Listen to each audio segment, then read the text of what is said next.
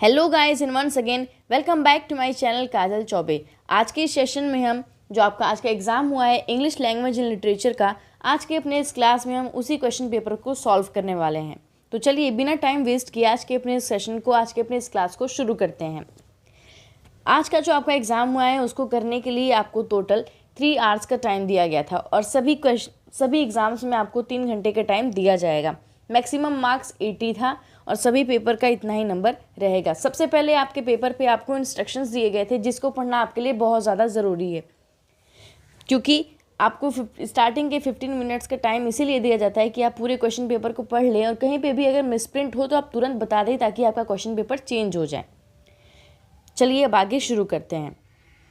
सबसे पहले आता है आपका सेक्शन ए जो था रीडिंग स्किल्स। इसमें आपको एक पैराग्राफ दिया गया था जिसको आपको रीड करना था और उससे कुछ क्वेश्चंस बने थे जिनको आपको सॉल्व करना था। तो ये आपके पैराग्राफ थे जिनको आपको रीड करना था और इससे रिलेटेड क्वेश्चंस थे। Answer the following questions. The central idea of this passage. इस जो आपका पैसेज था उसका सेंट्रल आइडिया करना था। सेंट्रल आइडिया बताना था कि मतलब इस पैसेज में है क्या। ए, social interaction is necessary to nurture creativity. B, creativity and ideas are gradually declining in all societies. C, the creativity divide is widening in societies in line with socio-economic trends. D, more people should work in jobs that engage their creativity faculties. तो ये आपका question था कि central idea बताना था आपको इस passage का और उसका सही आंसर क्या था। तो बी ऑप्शन इसका सही आंसर था। नेक्स्ट था आपका select the option that is true for the assertion reason. यहाँ पे आपको बताना था कि जो सही है वो आपको सॉल्व करना था। थर्ड है identify the word in one paragraph. Fourth, what important trends does a study tracking the decline in creativity thinking ability in children reveal. Answer in about 40 words. इसका क्वेश्चन आपको 40 वर्ड्स में करना था, यानी कि जो आपका यहाँ पे दूसरा क्वेश्चन दिया गया है असर्शन और रीज़न का, इसको पढ़ के आपको इन सब का आंसर करना था। Read the given prompt and select the correct option in the brackets. यहाँ पे जो आपका दिया गया था उसको आपको रीड करना था और आंसर करना था। Our biggest creative breakthrough comes when people learn from, compete with and collaborate with other people. यहाँ पे जब आप रीड करेंगे तो दिया है creativity is a economic, industrial और सोशल। यहाँ पे जो आपका दिया गया है इसी से आपको बताना था कि इसमें क्या भरा जाएगा, इसमें जो आपका ब्लैंक दिया गया है इसमें क्या भरना है। तो यहाँ पे आपका सही आंसर हो जाएगा सोशल। सोशल आपका यहाँ पे सही आंसर हो जाएगा। Next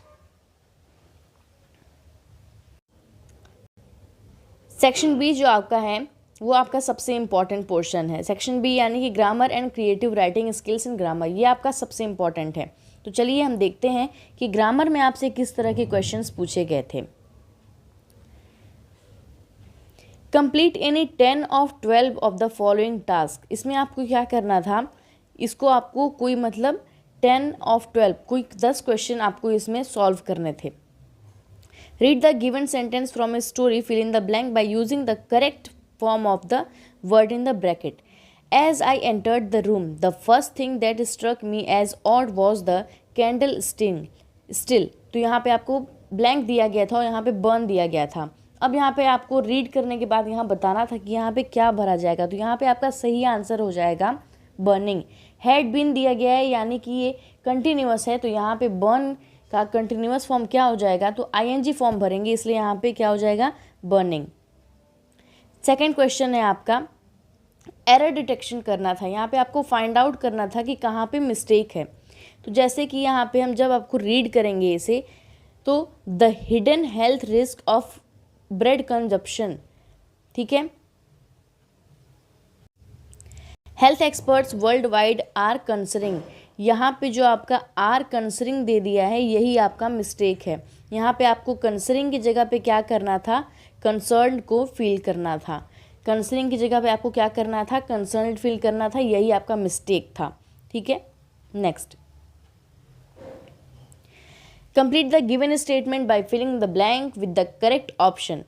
a mask is use to hide the identity of. यहाँ पे आपका क्या भरा जाएगा, ऑफ। यहाँ पे आपको ऑफ फिल करना था। रीड द फॉलोइंग कन्वर्सेशन, इसको आपको रीड करना था और इसका आंसर करना था। तो यहाँ पे जो आपका क्वेश्चन आपसे किया गया था कि the student greeted and mentioned that she blank to inquire about the English courses for international students. The administrator inquired if she was a student at the university. यहाँ पे आपका जो आंसर होगा वो होगा डी ऑप्शन, हैड कम, ये आपका सही आंसर होगा। आगे बढ़ते हैं। आइडेंटिफाई, यहाँ पे भी आपको एरर डिटेक्शन का क्वेश्चन आया था जिसको आपको आइडेंटिफाई करना था कि यहाँ पे क्या गलत है। तो जब आप इसको पढ़ेंगे, embrace the change and opportunity for personal growth and allowed it to improve your life. यहाँ पे आपका अलाउड जो है वो मिस्टेक है, अलाउड की जगह पे आपको क्या भरना था, अलाउ को फिल करना था।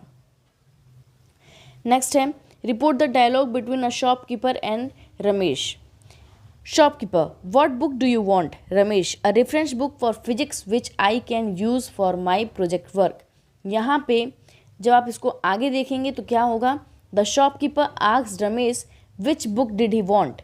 Ramesh replied that, Ramesh replied that. अब आपका यहाँ पे आगे क्या भरा जाएगा कि Ramesh replied that he could use for his book his project work. ये आपका क्या होगा, Ramesh replied that he could use for his project work. Next आगे बढ़ते हैं। तो फिल इन द ब्लैंक का क्वेश्चन आपके सामने फिर से एक आ जाता है। There are many inventions of science. तो यहाँ पे आपका क्या भरा जाएगा, जो ब्लैंक है यहाँ पे भरा जाएगा which have benefited human beings in many ways. यहाँ पे आपका क्या फिलअप होगा, विच यहाँ पे आपको फिल करना था। नेक्स्ट है, इन अ फिल इन द ब्लैंक्स का question, in a country dash universities. तो यूनिवर्सिटीज़ लगाया, यानी कि ये तो बहुत सिंपल सा आपके लिए क्वेश्चन किया गया था। तो यहाँ पे क्या भरा जाएगा, मेनी यूनिवर्सिटीज़, यानी कि बहुत सारी यूनिवर्सिटीज़ हैं। Offer a range of courses that's why foreign students prefer Indian universities. तो यहाँ पे आपका सी ऑप्शन सही हो जाएगा। नेक्स्ट है, फिर आपको इसको डायलॉग को आपको पढ़ना था और उसका क्वेश्चन आंसर करना था। तो जैसा कि आपसे क्वेश्चन किया गया था कि the city planner said that the new park blank of several months of research and planning, the residents expressed their excitement, stating that they were unsure who was more excited. तो यहाँ पे आपका क्या भरा जाएगा, was a result of, फिर उसके बाद आपको ये सब कुछ उतार देना था, was a result of several months of research and planning। इतना सिंपल सा आपका क्वेश्चन किया गया था और ये इसका सही आंसर बन जाएगा। नेक्स्ट आपके सामने जब आता है चूज़ द करेक्ट स्टेटमेंट, यहाँ पे कौन सा सही है ये आपको चूज़ करना था। तो यहाँ पे आपका सही हो जाएगा, जैसे ए ऑप्शन दिया है, he swear that he had not stolen the bag.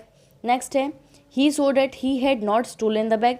C है, he was swearing that he had not stolen the bag. और डी है, he swears that he had not stolen the bag. लेकिन यहाँ पे आपका सही आंसर बनेगा A option, he swore that he had not stolen the bag. Next है the following, यहाँ पे भी आपको एरर को फाइंड आउट करना था और एरर यहाँ पे आपको निकालना था जो आपके क्वेश्चन में दिया गया था। फिर आपके पास आता है आपका सबसे last question, 12th question. The report concludes that blank learners have blank knowledge of astrophysics. तो यहाँ पे आपका क्या हो जाएगा, सबसे पहले वाले ब्लैंक में भरा जाएगा वेरी फ्यू और जो दूसरा वाला ब्लैंक है उसमें भरा जाएगा सम। नेक्स्ट आपके सामने आता है क्रिएटिव राइटिंग स्किल्स। इसको आपको रीड करना था और लिखना था। ये पैराग्राफ दिया गया था, इसको आपको रीड करके और इसका क्वेश्चन आंसर करना था। सेक्शन सी था जो आपका, वो था आपका लिटरेचर पोर्शन से, यानी कि जो आपको बुक में क्वेश्चन आंसर कराया गया था, जो आपको पढ़ाया गया है उससे आपका इसमें क्वेश्चन आया था सेक्शन सी में, यानी लिटरेचर टेक्स्ट बुक के आपके क्वेश्चन आंसर थे।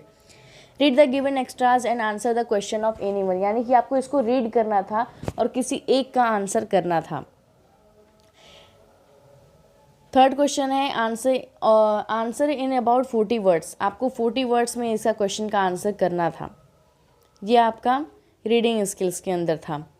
जैसा कि यहाँ पे एक पैराग्राफ दिया गया है और फिर उसी के हिसाब से उसी के आपको यहाँ पे क्वेश्चन आंसर जो दिए गए थे ये आपको सॉल्व करना था।